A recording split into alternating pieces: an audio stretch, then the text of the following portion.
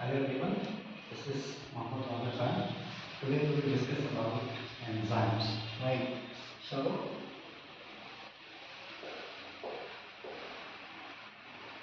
enzymes.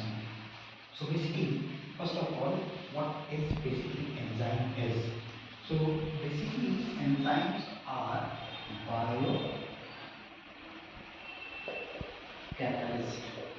biocatalyst, right? Like the inorganic catalyst which catalyze the chemical reactions in lab and other places.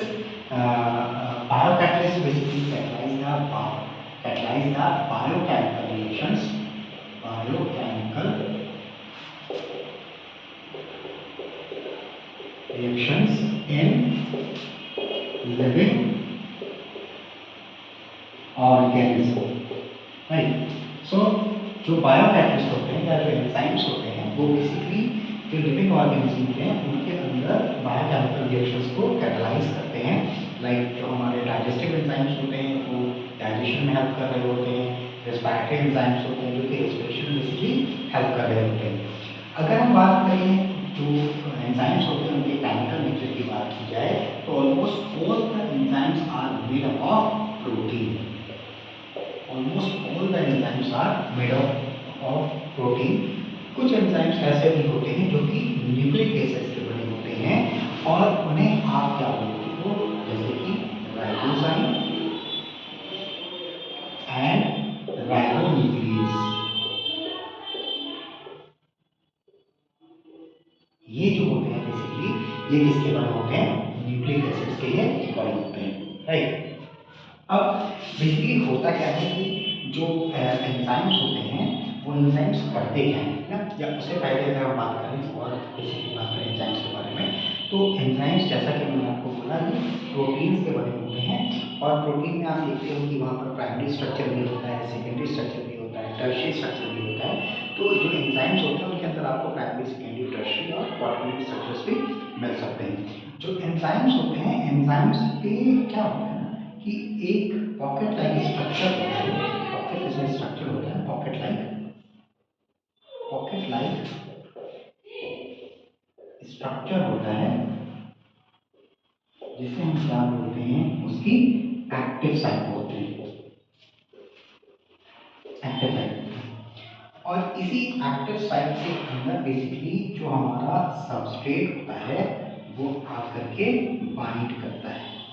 यहाँ पर substrate जो होता है वो एक्टिव साइट पे आकर के बाइंड करता है, राइट. अब देखिए बेसिक अगर हम एंजाइम्स के फंक्शन की बात करें कि एंजाइम कैसे फंक्शन करता है तो होता क्या है कि जो एंजाइम, राइट, जैसे ये सबस्ट्रेट है, सबस्ट्रेट किसमें कन्वर्ट हो रहा है, प्रोडक्ट में कन्वर्ट हो रहा है और ये काम कौन करता है, ये काम करता है हमारा एंजाइम करता है, राइट. अब देखो एंजाइम करता है क्या है, बेसिकली एंजाइम जो रेट ऑफ रिएक्शन होता है उसको इंक्रीज कर देता है, ठीक है. एंजाइम के बिना भी, एंजाइम के एब्सेंस में भी केमिकल रिएक्शंस या बायोकेमिकल रिएक्शंस होंगे बट उनकी जो स्पीड होती है वो क्या होती है, स्लो होती है. तो एंजाइम बेसिकली क्या करता है, एंजाइम जो है वो एक्टिवेशन एनर्जी जो होती है, एक्टिवेशन एनर्जी उसको ये कम कर देता है, ठीक. एक्टिवेशन एनर्जी को कम कर देता है जिसकी वजह से जो रेट ऑफ रिएक्शन होता है वो बढ़ जाता है.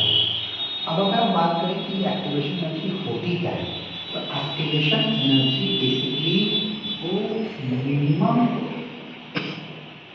अमाउंट ऑफ एनर्जी होती है जो कि किसी भी बायोकेमिकल रिएक्शन को इनिशिएट करने के लिए चाहिए होती है, ठीक है. तो एक्टिवेशन एनर्जी क्या है, एक्टिवेशन एनर्जी बेसिकली वो मिनिमम अमाउंट ऑफ एनर्जी है जो कि किसी भी बायोकेमिकल रिएक्शन को इनिशिएट करने के लिए चाहिए होती है और हमारा एंजाइम क्या करता है, उसी एक्टिवेशन एनर्जी को कम कर देता है. अब देखो इस एक्टिवेशन एनर्जी की कंसेप्ट को समझने के लिए एक ग्राफ होता है बेसिकली. वो क्या होता है, अगर हम इस ग्राफ को समझने की कोशिश करें तो यहाँ पर एक ग्राफ है जो वाई एक्सेस होती है वहां पर आपको क्या देखने को मिलती है, वहां पर आपको पोटेंशियल एनर्जी देखने को मिलती है, और वाई एक्स एक्सिस पे हम क्या देते हैं, प्रोग्रेस और रिएक्शन। यहां पर अगर इस ग्राफ को हम प्लॉट करते हैं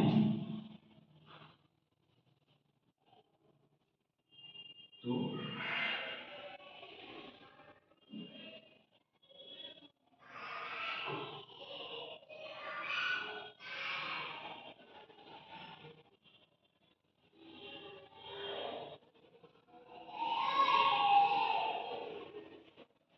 इस तरह का ग्राफ देखने को बेसिकली मिलता है। यहाँ पर ये क्या है हमारा सबस्ट्रेट, ये क्या है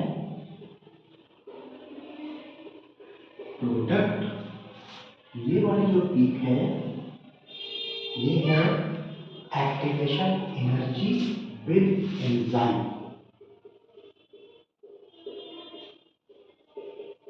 एक्टिवेशन एनर्जी विद एंजाइम। और ये जो पीक हमारी है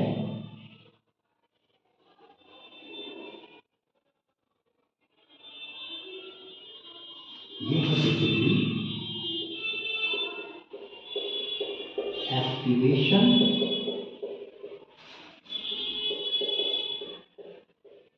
एनर्जी विदाउट एंजाइम। तो इस ग्राफ में देख सकते हैं कि जब आप एंजाइम ऐड करते हो तो एक्टिवेशन एनर्जी क्या हो जाती है, कम हो जाती है, जिसकी वजह से हमारा सबस्ट्रेट क्या होगा, जल्दी एक्टिवेट होगा और रिएक्शन हमारा जल्दी कंप्लीट होगा। जबकि अगर आप देखोगे विदाउट एंजाइम में देखोगे तो यहाँ पर क्या एक्टिवेशन एनर्जी ज़्यादा है, इस एक्टिवेशन एनर्जी को अचीव करने में ज़्यादा टाइम लगेगा, इसलिए जो हमारा रिएक्शन भी होगा वो क्या होगा, स्लो हो जाएगा, राइट। तो ये जो कंसेप्ट बेसिकली वो क्या है, ये कंसेप्ट है किसका, concept of activation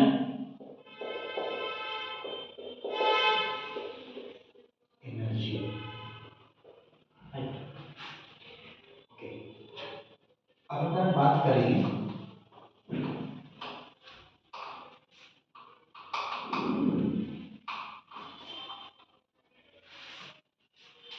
factors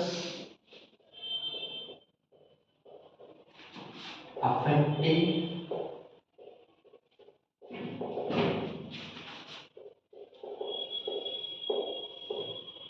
enzyme activity। तो बेसिकली 3 फैक्टर्स होते हैं जो कि एंजाइम एक्टिविटी को अफेक्ट करते हैं। पहला क्या होता है, टेम्परेचर। टेम्परेचर तो मैक्स ज़्यादातर जो एंजाइम्स होते हैं वो 40 डिग्री सेल्सियस के आसपास जो होते हैं वो एक्टिव होते हैं, एंड बियॉन्ड दैट टेम्परेचर जो एंजाइम्स होते हैं वो डीनेचर हो जाते हैं, और डीनेचर होने के बाद उनकी जो कैटालिटिक एक्टिविटी होती है वो क्या हो जाती है, खत्म हो जाती है। तो अगर हम इसको एक ग्राफ से समझने की कोशिश करें, एक्स एक्सिस पे हम क्या लेंगे,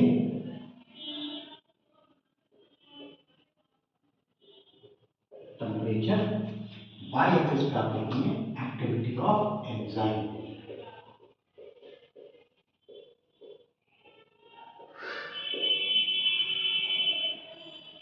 अगर आप इसको यहाँ पर प्लॉट करोगे तो यहाँ पर कुछ आपको इस तरीके का ग्राफ देखने को मिलता है।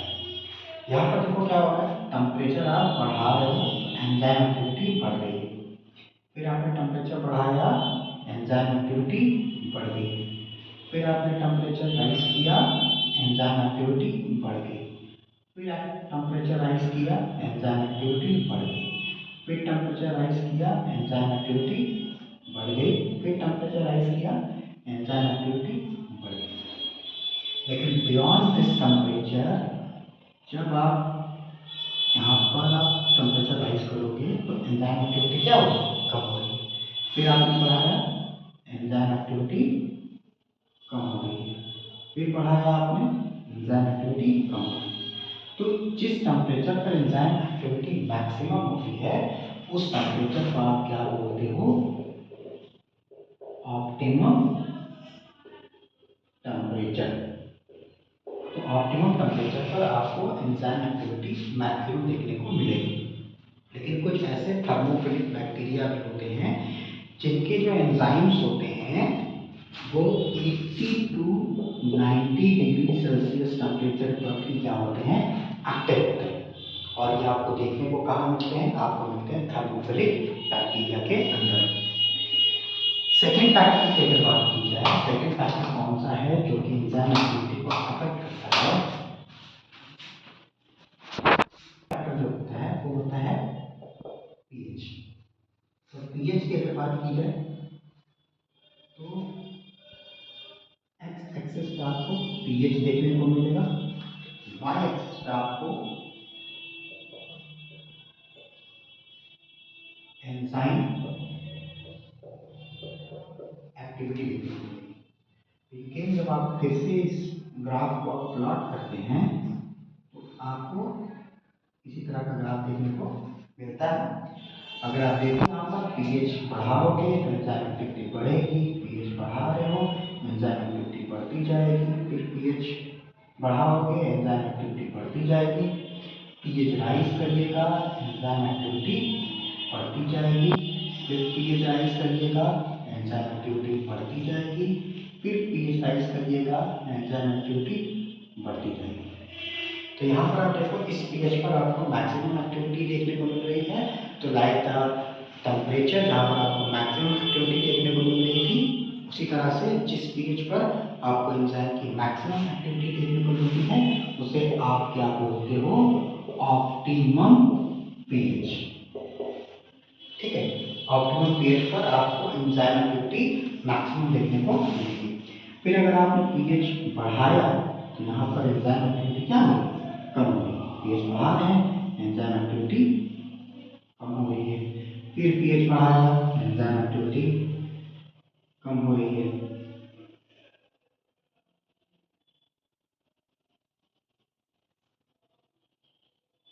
तो इस तरीके से पीएच भी अफेक्ट करता है एंजाइम एक्टिविटी को। तीसरा जो फैक्टर होता है जो एंजाइम एक्टिविटी को अफेक्ट करता है वो क्या होता है, वो होता है आपका सबस्ट्रेट कंसंट्रेशन।